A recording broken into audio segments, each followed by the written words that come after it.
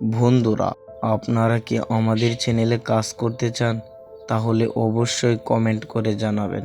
আপনাদের এখান থেকে কিছু লোককে আমাদের চ্যানেলে কাজ করার জন্য নেওয়া হবে। চলেন আজকে একটা ভূতের গল্প শোনা যাক। একটা কাজে কমলপুর গিয়েছিল বিমল। সে সেখান থেকে ফিরতে ফিরতে রাত হয়ে যায়। সে টিকিট কাউন্টারের ঘড়িটার দিকে তাকাতেই দেখতে পেল রাত 10টা বাজে। সামনেই দেখতে পেল একটা বৃদ্ধ লোক। মনে হচ্ছে সে বৃদ্ধ লোকটি গ্রামের। তার পরনে একটি গেঞ্জি আর একটা ধুতি।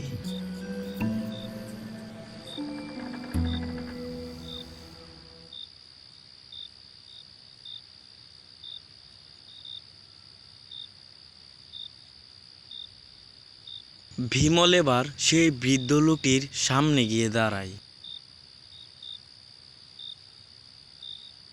চাচা, রাতের সিলেট মেল ট্রেনটা কি চলে গেছে নাকি কিছুক্ষণ পর আসবে? বাবু, সিলেট মেল ট্রেনটা তো চলে গেছে। রাতে অবশ্য একটা ট্রেন আছে, তা সেটা অনেক ভয়ঙ্কর। আপনার সেই ট্রেন দিয়ে না গেলেই ভালো হয়। আরে না, সেরকম কিছুই হবে না। তা রাতে ট্রেনটা কখন আসতে পারে জানেন আপনি? বাবু, আপনি যেরকম ভাবছেন সেরকম না। সে ট্রেনটা অনেক ভয়ঙ্কর।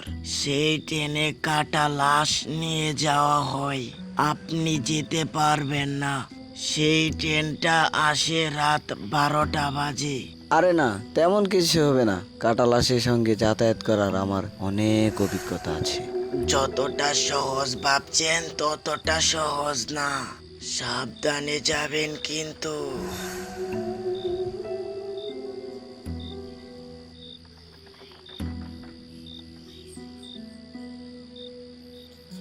বিমল সেখান থেকে চলে আসলো। সেই সামনের প্ল্যাটফর্মের দিকে হাঁটতে শুরু করলো। সামনেই দেখতে পেল একটা মাঝবয়সের লোক বসে আছে। বয়সটা 40 বা 45 হবে। বিমল এবার সেই বৃদ্ধ লোকটির সঙ্গে বসলো। বিমল ওই মাঝবয়সী লোকটাকে জিজ্ঞাসা করলো, চাচা, আপনি কোথায় যাবেন? ট্রেনের জন্য অপেক্ষা করছেন নাকি? দেখে তো মনে হচ্ছে এই গায়েরই লোক। সেই মাঝবয়সের লোকটি কর্কশ গলায় বলল, এটা তো আমাদেরই ট্রেন। আমি যাব না তো কে যাবে? আমার সাথে অনেক মানুষ আছে। আমরা সবাই মিলে এই ট্রেন দিয়ে যাব। আর আমার বাড়ি এই গ্রামে না, আমি ভিন দেশে থাকি। যখন ইচ্ছে তখনই চলে যাই। তাহলে তো ভালোই হলো, দুইজন একসাথে যাওয়া যাবে আর অনেক গল্পও করা যাবে। বেশ কিছুক্ষণ সময় ধরে বিমল আর সেই মাঝবয়সী লোকটি গল্প করতে থাকে। সেই সময় ট্রেনটা চলে আসে। ট্রেনটা চলে এসেছে, তুমি যাও, আমি আসছি। বিমল ট্রেনে ওঠার জন্য ট্রেনের দিকে এগিয়ে যেতে থাকে।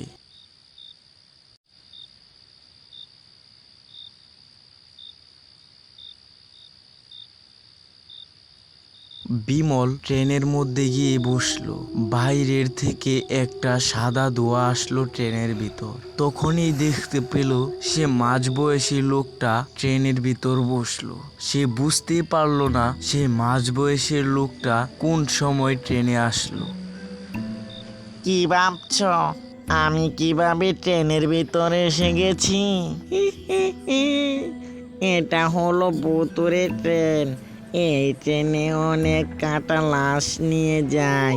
সেই লাশ আমরা সবাই মিলে খাই। আপনি কি আমার সাথে রসিকতা করছেন নাকি? আমি রসিকতা করছি না।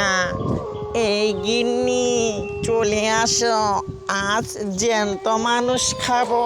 কতদিন মরা মাংস খেতে জিভটা তিতে হয়ে গেছে। তখনই ট্রেনের উপর থেকে একটা ভূত নিচে নেমে আসলো। তার কি বিবস্ত্র চেহারা! হরিপুর রেল স্টেশন চলে এসেছে, তাড়াতাড়ি ওকে খেতে হবে।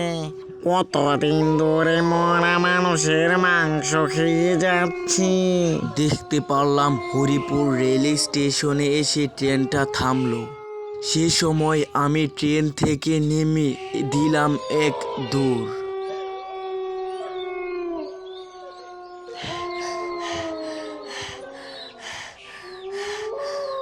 বিমল তখন সামনের দিকে দৌড়াতে থাকে।